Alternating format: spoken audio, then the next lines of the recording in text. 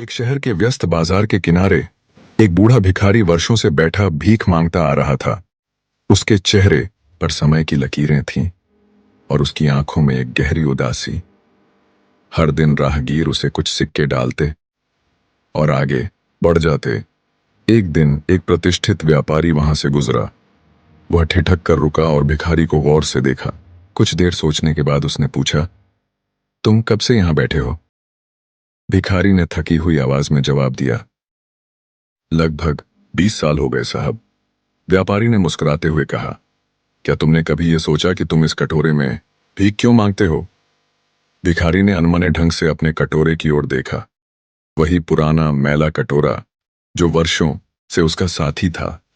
उसने कंधे उचका दिए। यह तो बस एक कटोरा है, इसमें और क्या हो सकता है? व्यापारी ने कहा, क्या तुमने कभी इसे ध्यान से देखा? भिखारी ने पहली बार उस कटोरे को उलट पलट कर देखा। वर्षों की धूल और मैल को हटाने के बाद उसकी आंखें विस्मय से फैल गईं। वह कटोरा साधारण मिट्टी का नहीं, बल्कि शुद्ध सोने का था। भिखारी स्तब्ध रह गया।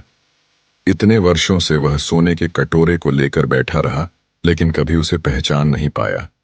उसने सोचा, अगर मैंने इसे पहले पहचान लिया होता तो शायद आज मेरी जिंदगी कुछ और होती। हम में से कई लोग इस भिखारी की तरह हैं, जो अपने भीतर छिपी प्रतिभा और क्षमताओं को नहीं पहचानते। हम बाहरी संसाधनों के अभाव को कोसते रहते हैं, जबकि असली ताकत हमारे अंदर ही होती है। सफलता बाहरी दुनिया में नहीं, हमारे अपने कौशल, मेहनत और सोच में छिपी होती है।